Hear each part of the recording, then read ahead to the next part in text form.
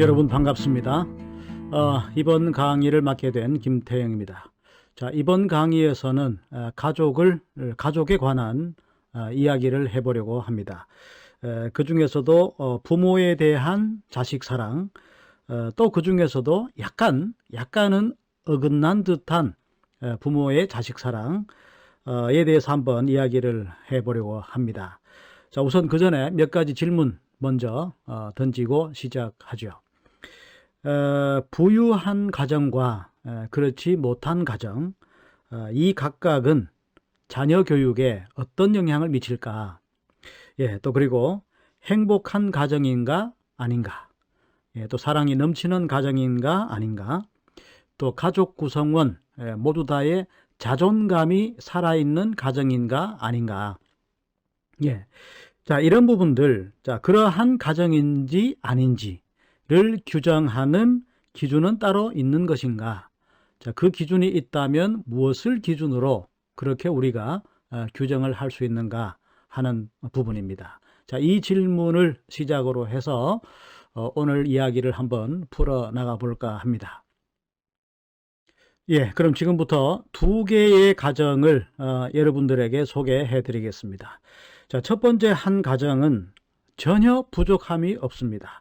자, 모자라는 게 전혀 없고 누가 봐도 부러울 정도로 부모님들의 재력이나 아니면은 교육 수준이나 어떤 면으로 보더라도 부러울 게 하나도 없습니다. 그리고 그런 환경 속에서 이 부모는 자신의 외동딸을 온실 속의 화초처럼 곱게 키워 나갑니다.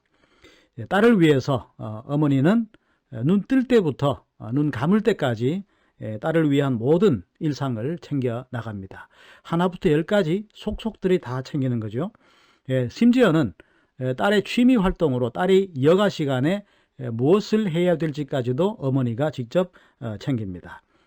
그리고 그 딸은 그러한 화목한 부족함이 없는 풍요로운 가정 안에서 행복하기만 한 하루하루를 보내는 거죠.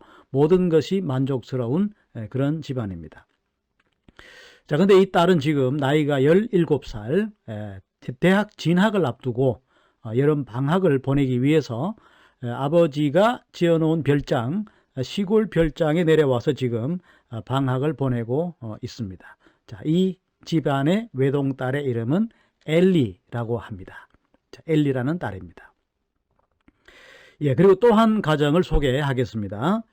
바로 좀 전에 이야기했던 그 별장이 있는 시골, 그 시골 마을에서 태어나고 자란 젊은 총각의 집입니다. 아버지와 단 둘이 살고 있는 거죠. 자, 이 부자가, 이 아들과 아버지가 가진 것이라고는 집 한 채밖에 없고 그날 먹고 살 만큼의 일자리와 수입이 전부라고 볼 수가 있습니다. 아들은 일당으로 시급이죠. 시급 40센트를 받는 목공소에서 막일을 하고 있는 그런 친구입니다. 자, 그렇지만은 이 사람들은 그들에게 주어진 생활 매 순간순간을 감사하면서 살아가고 얼굴에는 항상 웃음꽃이 피어 있는 그런 집입니다. 만약에 재물이, 돈이 행복의 기준이라면 이 부자와는 관계가 없는 일이겠죠. 그렇지만 항상 이 부자는 웃으면서 하루하루를 생활합니다. 그리고 이 아버지는 아들이 하는 일에 대해서 전혀 간섭을 하지 않습니다. 방치하느냐, 완전 방목이냐, 그건 또 아닙니다. 아들을 믿는 거죠. 아들이 하는 일을 뒤에서 밀어주고 뭐라고 잔소리를 하지 않습니다. 그러면 또 아들은 막 나가느냐? 그게 아닙니다. 그게 아니고 아들도 역시 자신의 말에 대한 책임을 질 줄 아는 그런 아들입니다. 이 아들의 이름은 노아라고 합니다. 예, 이 두 가정은 각자의 주어진 환경에서 그다지 불편함이 없이 잘 살아왔습니다. 그리고 그거는 잠시입니다. 잠시뿐입니다. 적어도 이 앞에서 소개한 이 두 집안의 딸과 아들, 이 두 청춘 남녀가 운명적인 만남을 하기 전까지는 이 두 집안은 평화 그 자체입니다. 엘리라는 외동딸은 워낙 부유한 집에서 태어났기 때문에 처음부터 부족함이 전혀 없이 살았습니다. 아마 이 친구는 세상 모든 가정이 그런 환경 속에서 살고 있을 것이다 라고 착각을 할 정도가 아니겠는가 싶습니다. 그렇지만 이 아들, 이 시골에서 태어나서 자란 이 아들 같은 경우에는 가진 건 없지만 전혀 부족함을 스스로가 느끼지 않고 자신이 주어진 일에 재미를 느끼고 시급 40센트를 받는 일자리, 목공소에서 나무 껍질을 벗기고 대패질을 하고, 자, 이런 일을 하는 친구지만은 그 작은 돈이나마 만족하면서 본인이 쓸 만큼만 쓰고, 그리고 또 저축을 하면서 그렇게 살아가는 거죠. 자, 근데 이제 문제는 그렇습니다. 이 영화라는 게 설정이 그렇죠. 이런 영화 많이 봅니다. 시골에서 살고 있는데 도시에 사는 어떤 누군가가 찾아오고 이 두 사람이 서로 다른 배경 집안에서 도저히 어울릴 수가 없는 그러한 집안 배경을 가진 두 남녀가 사랑에 빠지면서 이제 걷잡을 수 없는 소용돌이로 빠져나가는 거죠. 이 영화 역시 마찬가지입니다. 자, 그런 설정에서 시작하는데 좀 전에 말씀드린 대로 서로 너무나도 다른 반대되는 가정 환경에서 자라났고 이후부터 두 사람의 만남이 있고 난 후부터는 극적인 삶을 살아가다가 운명적인 죽음을 맞이하는 그런 결말로 영화는 끝이 납니다. 이 두 청춘 남녀가 죽을 때까지입니다. 나중에 죽을 때까지 일생을 그린 실화를 바탕으로 한 영화입니다. 라이언 고슬링이 나옵니다. 이 라이언 고슬링이 이제 노아의 역할이고, 그 다음에 레이첼 맥아담스가 엘리 역할로 나오는데 2004년 작품입니다. 그 영화의 제목은 바로 노트북입니다. 아마 보신 분도 계실 거라고 생각을 합니다. 자, 보신 분은 그 영화의 내용을 한번 되짚어 가면서 제 이야기를 들어주시고, 아직 보지 않으신 분은 꼭 한번 봐주실 것을 강력하게 추천하는 바입니다. 나름 감동적인 영화입니다. 일단 그 표면적으로 이 영화는 이 두 청춘 남녀가 뜨거운 사랑을 하게 되는 과정, 그리고 약속이란 무엇인가, 약속을 지킨다는 것은 어떤 의미인가, 특히 이제 그 노아라는 이 친구의 입장에서 언행일치란 어떤 것인가 하는 것을 확실하게 보여주는 그런 작품입니다. 마지막에 가면은 이 한 사람은 아내가 되는 엘리는 두 사람이 결국은 결혼을 합니다. 엄청난 반대, 집안의 반대, 양쪽 집안은 아니죠. 아들 노아의 집에서는 그다지 반대할 이유가 없습니다. 왜냐하면은 노아의 아버지는 노아가 하는 일에 대한 무한 신뢰를 하고 있고, 나중에 또 노아의 아버지는 돌아가시게 됩니다. 결국은 노아 혼자 남게 되는데, 어쨌거나 그렇고, 그 다음 엘리의 집안에서 이제 난리죠. 거지 같은, 실제 엄마가 그렇게 말합니다. 거지 같은, 사람은 좋아 보이지만 쓰레기 같은 그런 총각이라고 이렇게 말을 하거든요. 자, 그런 두 사람의 사랑 이야기가 거의 전체를 차지합니다. 그럼 마지막에 이제 반전으로 나타나는 것이 치매와 심장병을 앓게 되는 이 두 부부, 노아와 엘리가 나중에 이제 결혼을 하는데, 엘리는 치매를 앓게 되고 그 다음에 노아는 심장병을 앓게 됩니다. 그래서 두 사람 다 요양원에 있게 되는데, 이 각자의 운명을 예감이라도 하듯이 남편 입장에서는 치매 환자인 아내를 그대로 두고 보기에는 그렇고, 그 다음에 아내 입장에서는 모르죠. 치매이기 때문에 전혀 기억을 못합니다.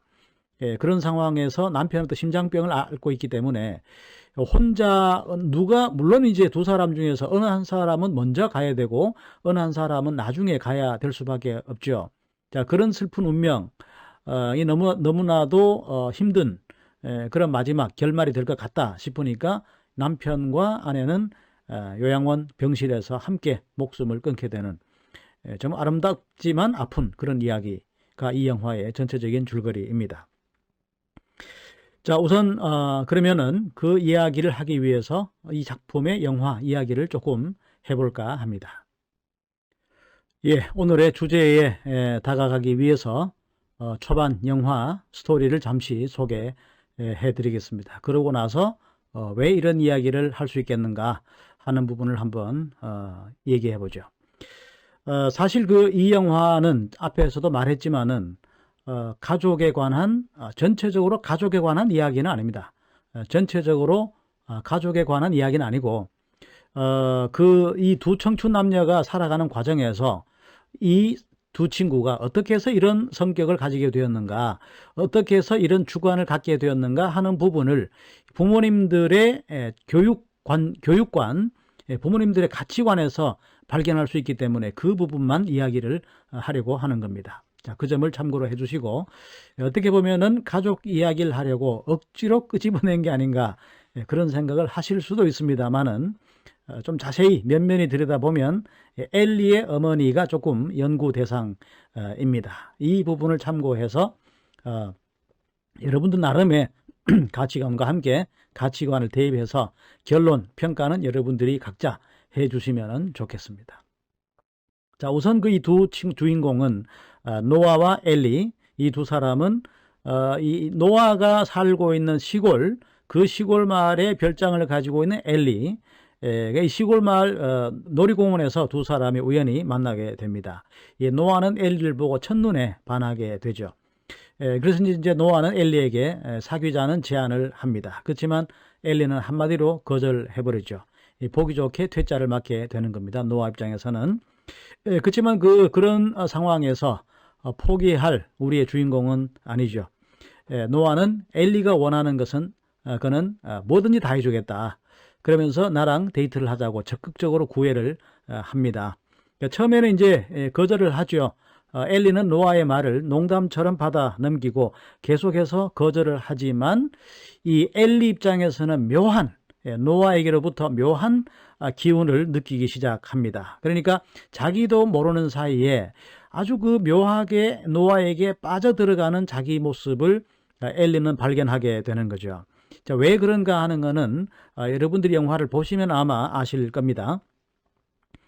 자, 엘리의 성격은 이렇습니다. 엘리 입장에서 본다면은 지금까지 17년을 살아오면서 엘리는 본인이 스스로 결정하고 선택하고 그 결과를 책임지고 이런 식으로 본인 주체적인 행동을 한 번도 해본 적이 없는 친구입니다. 모든 결정은 어머니가 하고 모든 선택은 어머니가 하고 어머니가 하라는 대로만 17년을 살아온 엘리죠. 심지어는 취미활동, 여가 시간을 보내는 것조차도 어머니가 정해준 그 결정에 따라서 행동을 해왔고, 그러면서도 엘리는 거기에 만족을 합니다. 어머니의 간섭이다, 어머니의 잔소리가 심하다, 어머니가 너무 빠듯하게 몰아붙인다, 이런 생각을 한 번도 해본 적이 없습니다. 그러다 보니까 나중에 조금씩 노아와 가까워지면서 이런 의문을 갖게 되는 거죠. 엘리 자신의 정체성에 대해서, 성격적인 그런 부분에 대해서 의심을 가지게 되는 것이, 정작 자신은 어떤 걸 좋아하는지, 그러니까 지금까지 어머니가 하라는 대로만 해온 거죠. 하라는 것만 해왔고 한 번도 어머니의 이야기를 거슬러 본 적이 없습니다. 그렇게 하면서 살아왔고, 그러다 보니까 정작 자신이 어떤 거를 좋아하는지, 자신의 취향은 무엇인지, 자신이 정말 하고 싶어하는 일은 어떤 건지에 대해서 알 수가 없는 거죠. 스스로가 알지 못하는 겁니다. 그래서 처음에는 노아가 어떤 거를 좋아하느냐, 취미가 뭐냐라고 물었을 때에 선뜻 대답을 하지 못합니다. 자, 그런 질문 자체가 엘리에게는 생소하게 느껴지는 거겠죠. 반면에 노아는 아버지로부터 무한 신뢰를 받는, 아버지와 정말 친구처럼 지내는 그런 아들입니다. 자율성을 무한 보장받았고 모든 것을 자신이 결정하고 자신이 선택하고 자신이 행동하고 그 결과에 대한 책임, 그 책임의 무거움, 또는 그 결과가 좋게 나왔을 때 그 결과에 대한 달콤함, 이 모든 걸 스스로가 몸소 경험하면서 살아온 그런 총각입니다. 배운 건 그다지 없지만 어릴 때부터 아버지는 시집을 읽어주기도 하고 시집을 읽게 만들기도 하고, 그러면서 조금 감수성도 생기고 타인과 공감하는 법도 아는, 나 자신만 아는 것이 아니라 타인도 챙길 줄 아는 그런 총각으로 자라나게 됩니다. 자, 아까 말했듯이 노아의 끊임없는 데이트 제안, 사귀자는 제안, 이 제안을 계속해서 장난처럼 받아 넘겼던 엘리가 어느 날 갑자기 노아로부터 묘한 매력을 느끼기 시작합니다. 그러니까 노아는 자신이 그때그때 감정에 따라서 자신이 하고 싶은 대로 행동을 합니다. 여기서 우리가 오해하지 말아야 될 것은 감정에 따라서 자신이 하고 싶은 대로 한다고 해서 막 사는 게 아니라는 얘기입니다. 그러니까 남에게 피해를 주느냐 안 주느냐는 고려하지 않고 마음대로 행동한다 이런 뜻이 아니라 본인의 감정에 충실한 겁니다. 노아라는 총각은.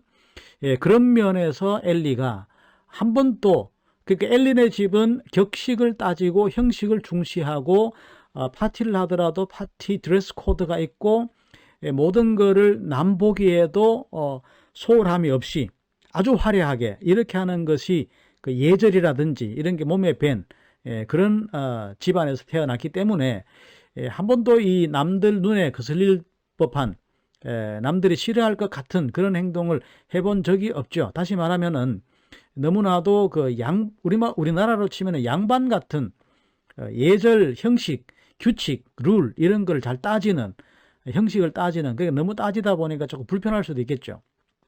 자, 그런 집안입니다.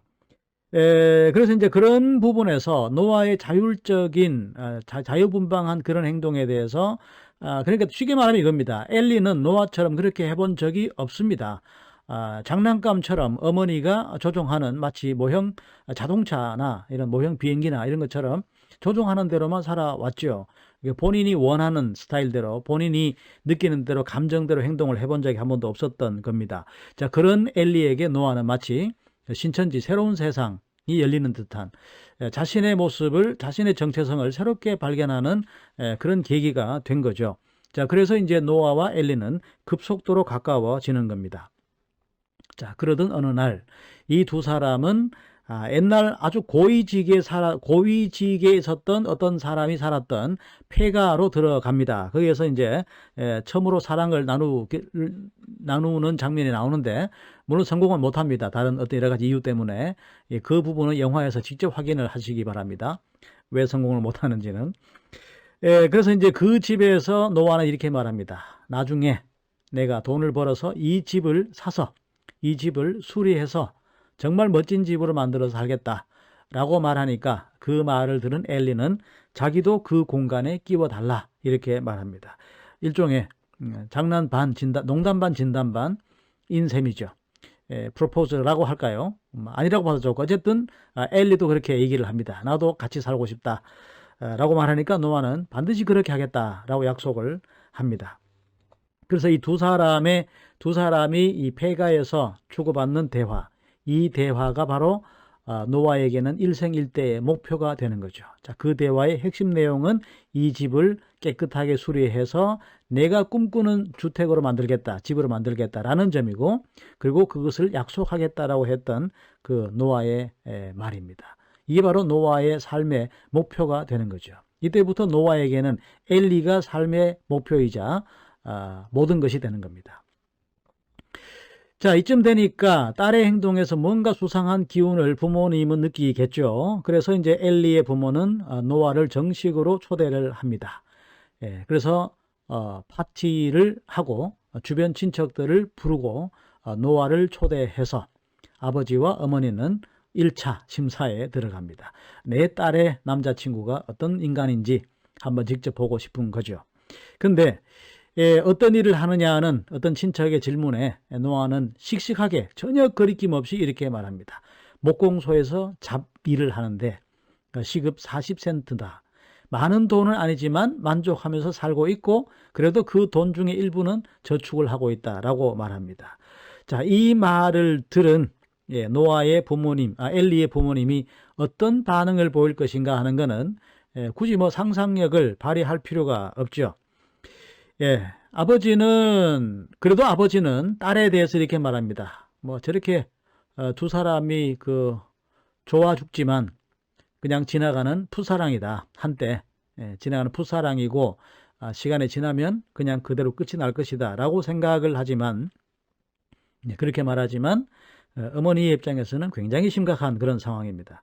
그 심각한 데는 다 이유가 있습니다. 나중에 여러분들에게 설명을 드리겠습니다만은 어머니는 노발대발합니다. 저러다가 임신을 하고 버림받을 것이고 뭐 철없는 사랑이라고 넘기기에는 위험하다라는 말까지 하면서 두 사람을 갈라놓기 위해서 이제 수단과 방법을 가리지 않습니다. 자, 이쯤 되니까 방학을 보내기 위해서 별장으로 내려왔던 이 엘린의 집안은 모든 짐을 챙겨서 예정보다 빨리 이 별장을 떠나게 되는 거죠. 그러면서 이 두 사람의 운명적인 만남은 여기서 일단락되는 듯 하게 보입니다. 자, 갑작스럽게 엘리가 떠나니까 노아는 1년 365일을 하루도 안 빠지고 편지를 매일 보냅니다. 그런데 이 편지를 엘리의 어머니는 모두 숨겨버립니다.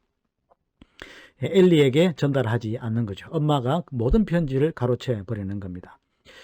자, 이렇게 1년 동안 편지를 보냈는데도 소식이 없으니까 아무것도 모르는 노아는 군대에 2차 대전이 터지고 군대에 자원 입대를 하게 됩니다.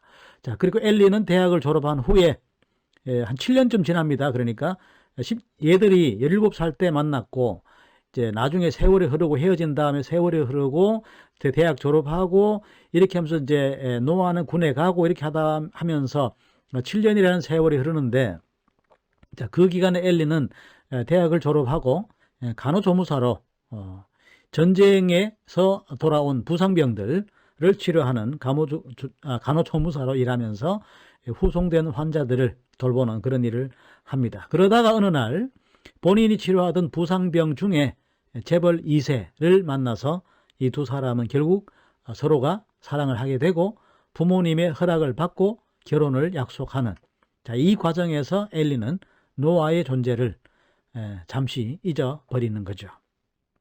물론 한중간 그런 이야기가 나옵니다.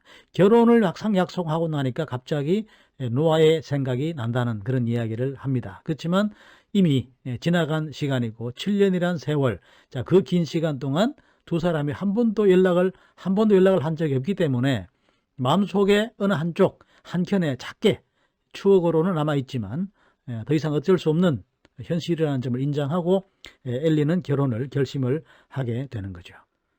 전쟁이 끝나고 돌아온 노아는 예전에 그 폐가를 완전히 새로운 집으로 고치게 됩니다. 근데 아버지가 그 아들의 소망을 알고 있기 때문에 아버지가 지금 살고 있던 그 집을 팔고 그 돈으로 새 집을 아들이 원했던 그 집을 사게 되는 거죠. 그러면서 아들에게 그 집을 물려줍니다.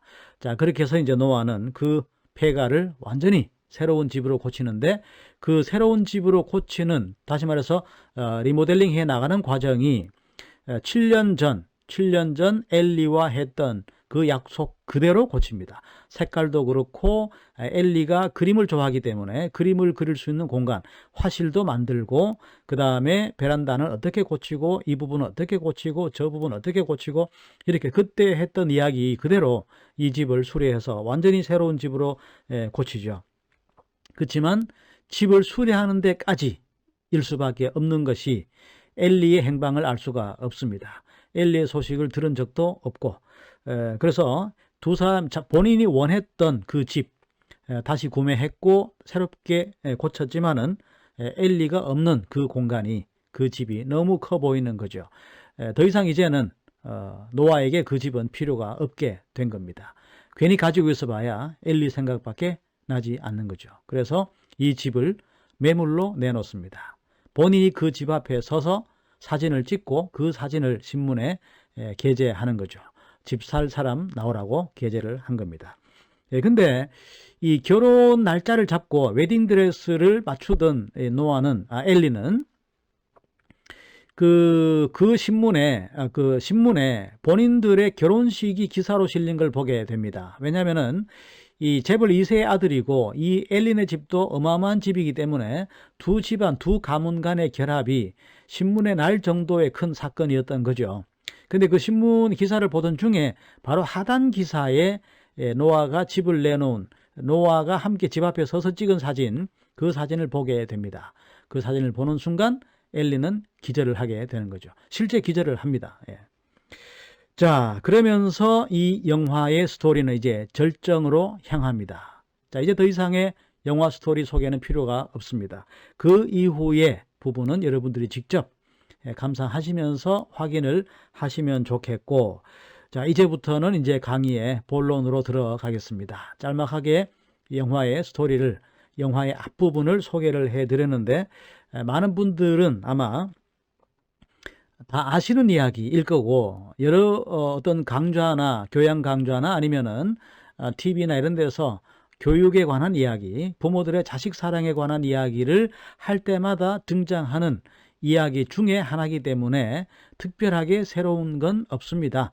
다만 실화를 바탕으로 한 이 영화에서 이 어떤 부모는, 예를 들어서 엘리의 부모와 같은 이런 부모는 어떤 식으로 자녀 교육을 해왔고 그것이 어떤 영향을 미칠 것인가 라는 것을 한번 생각을 해보자는 겁니다. 좋으면 좋은 대로, 나쁘면 나쁜 대로 우리는 각자의 위치에서 각자의 가치관을 중심으로 해서 결론을 내려주면 좋겠습니다. 여기서 제가 일방적으로 이렇게 해야 된다, 저렇게 해야 된다, 자, 이런 결론, 이런 평가는 필요가 없을 것 같고, 또 그런 평가는 불가능한 겁니다. 왜냐하면은 행복에 대한 가치관의 기준은 각자가 다 다릅니다.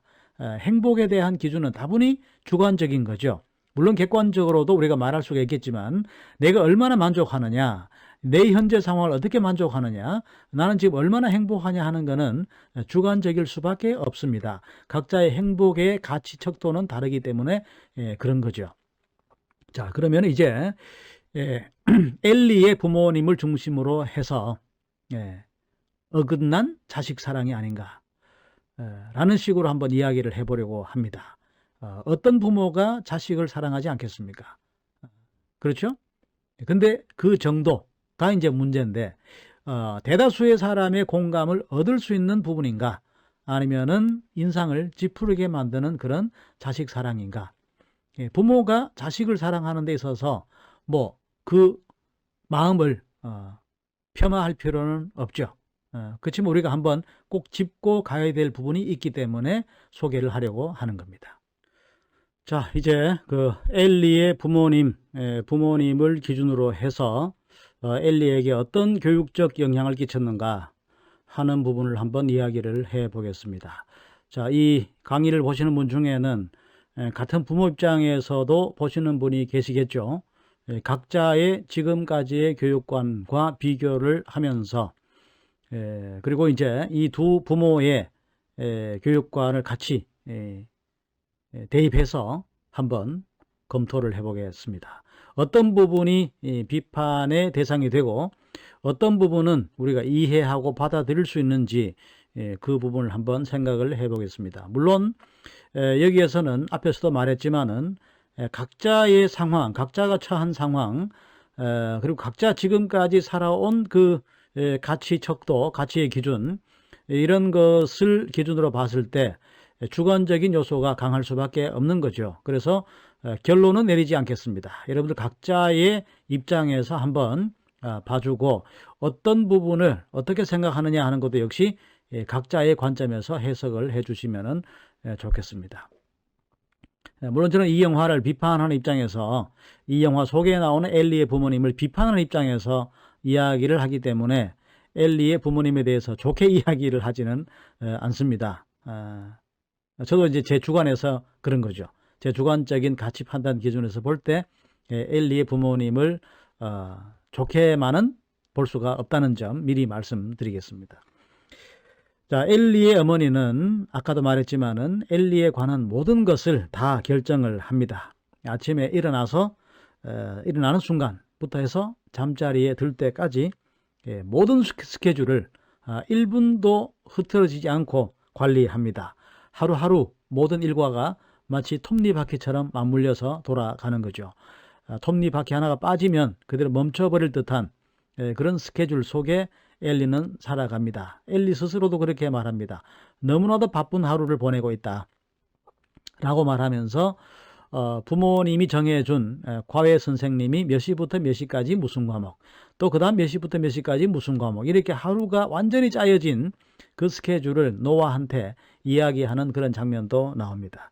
자, 엘리는 그런 어머니의 보살핌을 받으면서 17년간을 살아왔고, 그러면서 한 번도 어머니의 뜻을 거슬러 본 적이 없습니다. 딸을 사랑한다고 생각한 거죠. 우리 어머니는 나를 사랑한다 이렇게 생각하고 전혀 불만 없이 그냥 그 삶 그 자체를 살아온 겁니다. 부족함이 없이 살아온 거죠. 아마 삶이 인생이 다 그런 건 줄 알지 않았겠나 싶은 생각이 들 정도입니다. 적어도 노아를 만나기 전까지는 그랬다는 거죠. 근데 노아를 알게 되면서 엘리는 자신의 정체성에 대해서 이제 서서히 의문을 가지게 됩니다. 나는 누구인가? 나는 과연 무엇을 원하는가? 내가 정녕 원하는 것은 무엇인가? 자, 가만히 생각해 보니까 지금까지 어머니가 하라고 한 일 이외에는 한 게 없는 겁니다. 자신이 직접 선택하고 자신이 직접 결정하고 한 일은 하나도 없는 겁니다. 그런데 서서히 딸에게서 딸이 이제 노아를 만나고 밤늦게 들어오고 이렇게 되면서 수상한 기운을 느낀 이 엄마의 마음이, 엘리 어머니의 마음이 편할 리가 없죠. 당연합니다. 부모 입장에서 보면 당연한 거죠. 어떻게 키운 딸인데. 특히 이제 우리 부모 입장에서는 다 그렇습니다. 부모 입장에서는 내가 어떻게 키운 자식인데 라는 생각들을 다들 하죠. 근데 문제는 뭐냐면은 그 사랑이라고 하는데 그 받는 입장에서도 사랑이어야 됩니다.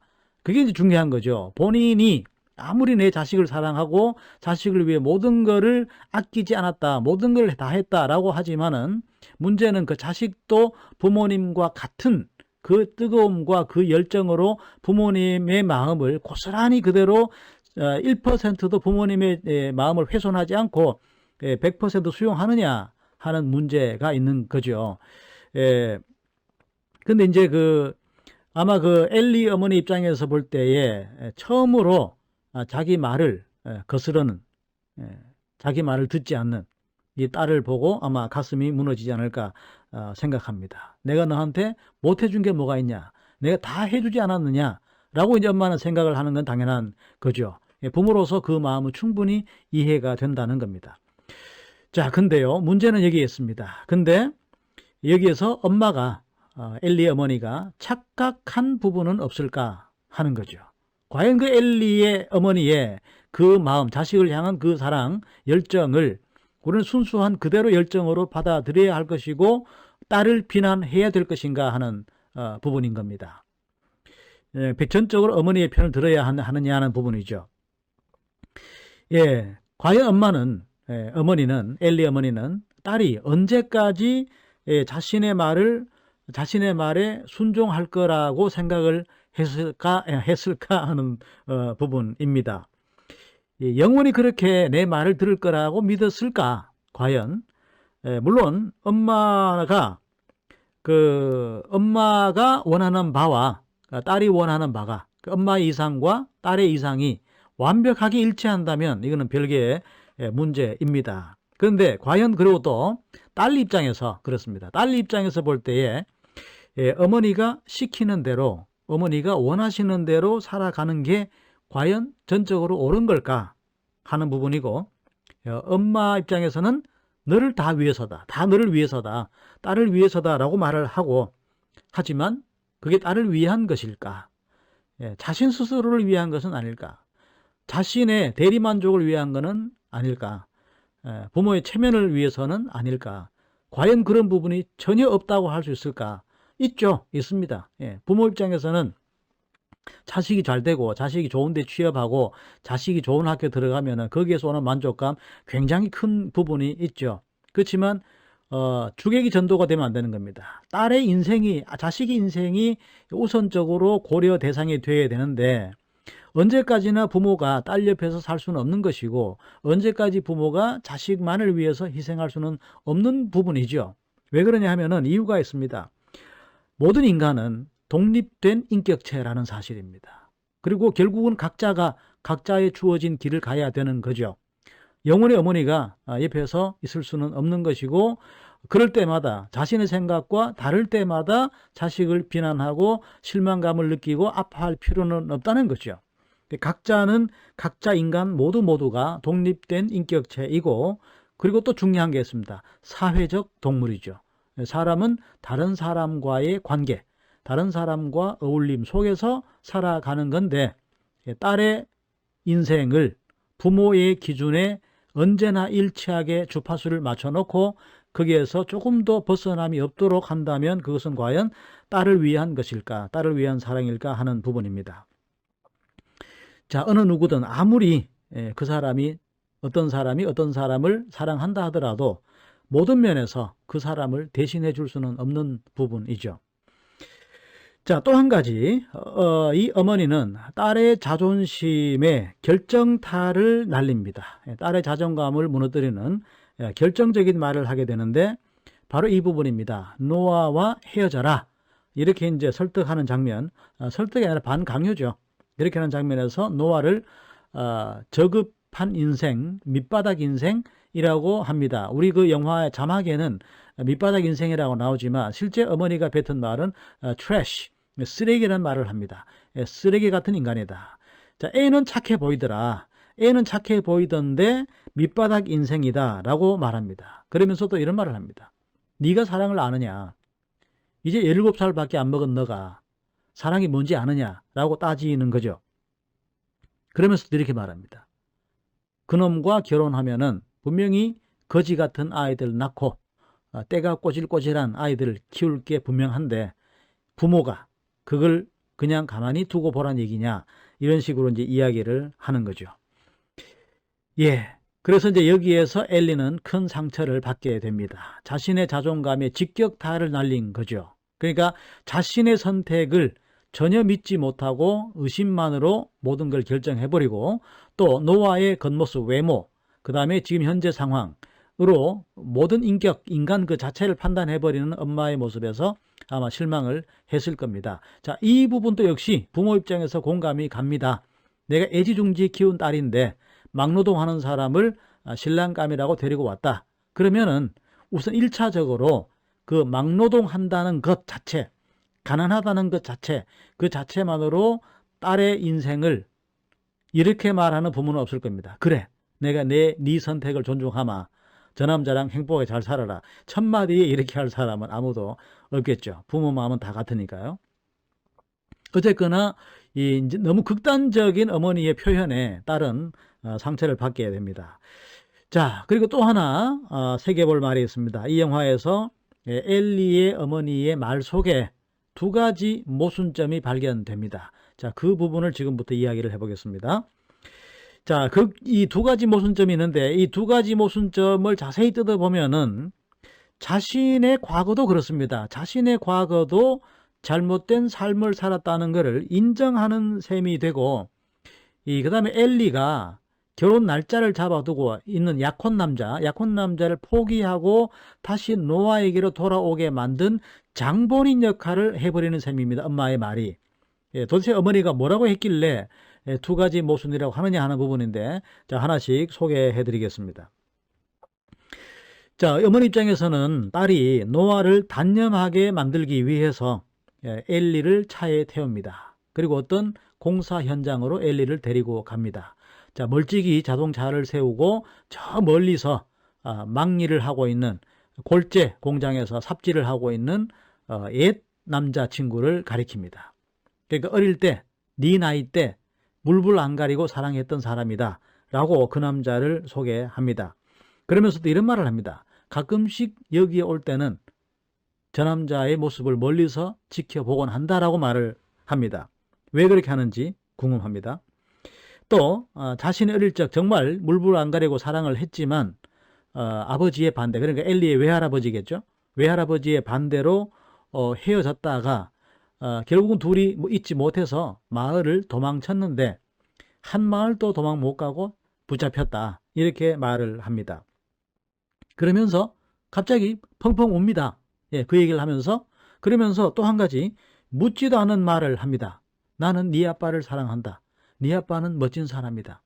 내가 네게 이 말을 하고 싶다. 나는 네 아빠를 사랑한다. 이런 말을 반복하면서 펑펑 웁니다.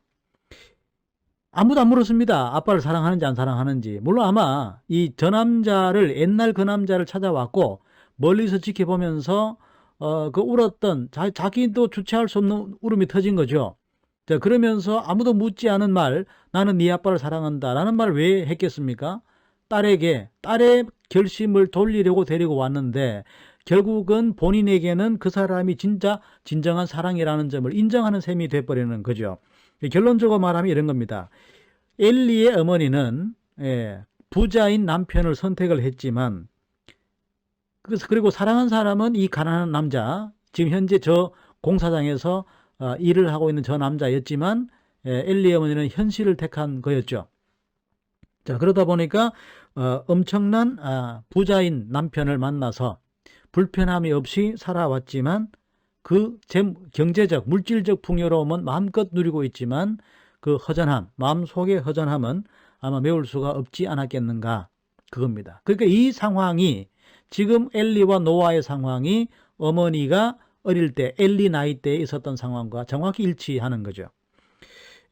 남편은 돈만 많습니다. 돈만 많고 엘리는 그 어머니는 그 남편의 경제적, 사회적 지위에 만족했고, 그 남편의 경제적, 사회적 지위가 본인의 신분 상승과 동일시하면서 현실적인 부분에 만족을 했지만 마음속 진정한 사랑은 옛날 그 남자였다는 사실을 인정을 해버리는 셈이 되는 거고, 자기도 모르게 묻지도 않은 말, 나는 네 아빠를 사랑한다는 말을 되풀이하게끔 만드는 그 이유가 되는 겁니다. 그런데 이 모습을 지켜보는 엘리는 굉장히 당황해합니다. 왜 이런 상황일까 지금, 그거죠. 자, 또 하나 엘리의 어머니의 행동의 모순점이 하나 있습니다. 뭐냐면은 과거에 그 두 사람을 강제로 헤어지게 한 뒤에 노아는 엘리 집으로 365일 매일 편지를 써보냅니다. 그런데 그 편지를 엘리의 어머니가 가로챘죠. 가로챘는데 문제는 이겁니다. 그대로 그걸 보관했던 겁니다. 한 통도 안 버리고 365통의 편지를 그대로 간직하고 있다가 엘리에게 돌려줍니다. 그러면서 올바른 선택을 하기 바란다. 그러니까 이런 얘기죠. 올바른 선택이라는 거는 결혼 날짜를 잡아둔 약혼 남자와 결혼할 건지 아니면은 노아를 선택할 건지 올바른 선택을 하기 바란다. 물론 어머니가 원하는 올바른 선택은 지금 현재 약혼하기로 한 그 남자, 재벌 2세 아들, 재벌 2세를 가리키는 거겠죠. 그 선택을 원하고 있지만 중요한 거는 그 편지를 엘리에게 다시 돌려주는 것도 그렇지만은 왜 버리지 않고 다 모아뒀느냐 하는 점이죠. 과거에 자신의 애절했던 사랑, 간절했던 사랑, 못다한 사랑에 대한 이 감정을 이 두 사람에게 감정이입을 한 건 아닌지, 그러면서 그 편지를 참아 버릴 수 없었던 건 아닌지, 진짜 사랑은 누구였습니까? 진짜 사랑은 바로 그 과거의 그 남자였고, 자신은 현실을 택했죠. 지금 현재 재벌인 남편을 택했지만 그 채울 수 없는 그 부분, 근데 어느 하나 버리기 아까운 겁니다. 나쁜 사람이라고 볼 수 있어요. 어떻게 보면은 돈을 보니까 재물은 경제력도 좋고 사랑을 하려니까 그 경제력이 없어지는 것 같고, 모르겠습니다. 엘리 어머니의 입장이 아니기 때문에 엘리 어머니가 어떤 걸 기준으로 그 선택을 했는지는 모르지만 저렇게 지금 펑펑 울면서 과거의 사랑에 너무나도 큰 미련을 보이고 있는 이 모습. 자, 이 모습은 이겁니다. 현실을 부정하고 싶지만, 딸에게는 현실적인 선택을 하라고 하고 싶지만 그 현실적인 선택을 하라고 하기에는 자신의 아픈 과거가 딸에게도 그대로 물려질 게 뻔한 거죠. 그렇지만 엘리 어머니는 현실 속에 살아갈 수밖에 없는 그런 지금 위치에 있게 되는 겁니다. 그러니까 갈피를 못 잡는 거죠. 어머니 입장에서도. 자, 어쨌거나 어머니의 생각은 그렇습니다. 딸에 대한 무한 사랑, 무한 애정은까지는 좋습니다. 그런데 딸의 일거수일투족을 다, 간섭이라면 간섭이겠죠. 사랑이라면 사랑이는 거고, 보살핌이란 보살핌이겠지만 딸의 모든 것을 결정해주고 결과적으로는 딸이 할 수 있는 것을 원천적으로 막아버린 겁니다. 딸 스스로가 딸의 정체성을 잃어버리게 만든 거죠. 딸이 스스로가 해결할 수 있는 능력을 키워주지 못한 겁니다. 원천적으로. 그래서 이 한 가정의 분위기는, 그 교육적인 가치관은 어떤 한 사람이 자라는데 자양분의 역할을 하지만 이 집은 그렇지가 못했다는 겁니다. 자, 이제 그 비중은 작지만 엘리의 아버지의 역할도 한번 잠시 살펴보겠습니다. 돈만 많습니다. 자녀 교육에는 그다지 관심이 없는 것 같습니다. 과거의 남편들이 다 그랬죠. 자녀 교육에는 관심이 없고 모든 거는 아내가 전적으로 담당하는 그런 전형적인, 어떤 면에서는 가부장적인 그런 집안 분위기인데, 아버지는 딸이 그냥 마냥 귀엽습니다. 딸의 어리광이 귀엽고 잘 받아주고 그냥 딸이 이쁘기만 한 거죠. 그냥 있는 그대로입니다. 그러니까 교육적인 측면이나 모든 분야에서는 엄마의 몫이고 아버지는 그냥 뒤에 멀찌감치 존재하는 거죠. 딸에게 그다지 잔소리를 하는 것도 아닙니다. 그냥 딸의 모습만 보고 딸이 이뻐 죽겠다는 그런 표정만 짓고 있는 거죠. 바깥 생활에만 관심이 있고 가정에는 그다지 관심이 없어 보입니다. 맨날 아버지들이 대부분 다 그랬죠. 파티에서는 술 좋아하고 그 다음에 많은 사람들 앞에서 음담패설 좋아하는, 먹고 마시는 그런 즐기는 스타일이 바로 아버지의 스타일이죠. 자, 이 부분 외에 이 영화에서 아버지의 모습은 그다지 보이지 않습니다. 자, 짧지만 그 앞에서도 말했지만 이 영화는 사실상 청춘남녀의 사랑 이야기입니다. 사랑 이야기인데 그 중에서 일부 엘리의 어머니의 지나치게 자식 사랑에 대한 그 부분만 이제 끄집어내서 이야기를 말씀을 드렸는데, 이 부모에 대한 자녀 교육에 대한 평가는 여러분들에게 맡기겠습니다. 그리고 마지막으로 이런 말씀을 드리면서 강의를 마무리를 하려고 합니다. 사랑이 넘치냐, 이 집은 얼마나 행복하냐, 이 집은 얼마나 평화로우냐, 이런 기준은 앞에서도 말씀을 드렸지만은 지극히 주관적인 부분도 있습니다. 부분이기도 하고 또 어떻게 보면은 지극히 상대적인 그런 부분이기도 하죠. 그러니까 절대적으로 이렇다, 절대적으로 이 기준이 충족되어야지 행복하다고 볼 수 있고 절대적으로 이 기준이어야지 사랑이 넘치는 가족이다, 이렇게 말할 수 있는 것은 아니죠. 여러 가지 변수는 많습니다. 돈과 직결되는 문제가 있을 수도 있겠고 또 돈은 그다지 중요하지 않은 그런 집안이 있을 수도 있습니다. 그리고 표면적인 형식적인 부분을 중시하는 그런 집안이 있을 수도 있겠고 또 남 눈에 보이는 것을 중요시하는 그런 집안이 있을 수도 있겠고 내용적인 부분, 실속을 또 중요시하는 그런 집안이 있을 수도 있겠습니다. 자, 행복의 기준을 어디에 두느냐 하는 그 1차적인 이 기준은 개인적인 가치관에 따라서 좌우될 가능성이 크다, 이렇게 이제 결론 요약할 수가 있겠죠.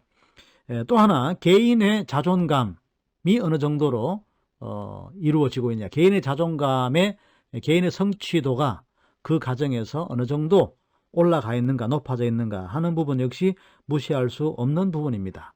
또 어떤 그 개인의 도덕적 가치관, 도덕성과 연결시킬 수도 있겠습니다. 본인이 도덕적 기준으로 봤을 때에 분명한 선이, 그런 경우엔 분명한 선이 있죠. 그 사람에게는 또 그런 부분으로 판단할 수도 있겠습니다. 자, 결론적으로 말하면 그렇습니다. 한 가정의 행복 지수를 결정하는 것은 너무나도 다양한 요인에 의해서 결정이 된다. 그렇기 때문에 개인의 주관 한두 가지, 이런 몇 가지로 자로 재듯이 객관적인 데이터로 결정할 수 있는 문제는 아닌 거죠.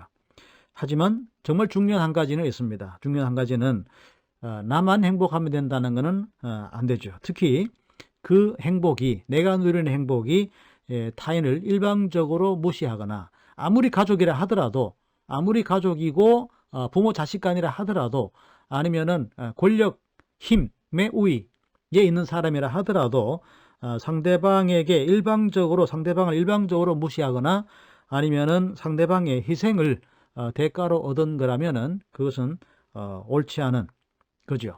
본인만의 행복 있을 수가 없습니다. 인간은 아까도 말했지만은 사회적 동물입니다. 다른 타인과의 관계 속에서 내 가치가 두드러지는 것이고 다른 사람의 관계 속에서 내 존재가 드러나는 거기 때문에 서로 어울려서 맞물려 돌아가는 과정 속에서 행복이라는 것이 진정하게 나타나는 거죠. 그런데 거기에서 어느 한쪽이 희생이 되거나 어느 한쪽이 일방적으로 무시를 당하는 그런 과정에서 생기는 행복이라면 그 행복은 누릴 가치가 없는 겁니다. 예, 그리고 또 이제 노아도 물론 아버지가 계시지만은 혼자서 아들을 키운 아버지죠. 근데 이 아버지는 제 개인적으로 호감이 가는 아버지입니다. 저도 이렇게 자식들을 키우고 싶습니다. 일정 부분 이렇게 키우는 부분도 있습니다. 전 아이들에게 이래라 저래라 그렇게 잔소리를 심하게 하지 않는 편입니다. 예를 들어서 아침에 늦잠을 자면은 한번 깨우고 안 일어나면은 그냥 둡니다. 왜냐하면 늦잠 잔 일로 인한 결과를 본인이 직접 감당하라는 겁니다. 점수상으로 손해가 오든지 아니면 어떤 불이익을 당하면은 그 불이익으로 본인이 느낀 불이익으로 내가 선택한 자유의 대가가 이거구나라는 걸 몸소 느끼고 앞으로 그러지 말기를 아버지의 잔소리로 해결하는 것보다는 본인이 스스로 판단하라는 겁니다. 그렇게 해서 내가 살아갈 인생, 내 결정에 의해서 나의 선택에 의해서 그 선택의 결과의 무게감을 직접 느껴보고 그 다음부터 내가 어떻게 해야 될 것인가, 계속해서 늦게 일어날지 계속 늦잠을 잘지 아니면은 일찍 일어나서 서둘러서 좀 부지런을 떨든지 그거는 본인이 알아서 판단하라는 겁니다. 그렇지만 그렇다고 해서 방목은 아닙니다. 본인의 선택의 결과를 일단 존중해주고 설사 그 결과가 나쁜 쪽으로 간다 하더라도 부모의 시각에서 만족스럽지 못한 결과가 나온다 할지라도 그조차도 너의 인생의 일부분이기 때문에 그래도 그걸로 모든 것이 결정되고 모든 한순간에 끝나는 게 아니기 때문에 내 인생의 일부로 받아들일 수 있는 포용력도 길러라. 이런 식으로 아이들을 가급적이면 키우려고 하는데 또 그렇게 하고 있는데 노아의 아버지가 제가 원하는 그 스타일입니다. 그래서 노아의 아버지는 그다지 하고 싶지 않습니다. 제 기준에는 비판할 여지가 별로 없는 것 같고 어쨌거나 이 사람이 살아가면서 모든 일에 매사에 평탄한 길을 갈 수만은 없죠.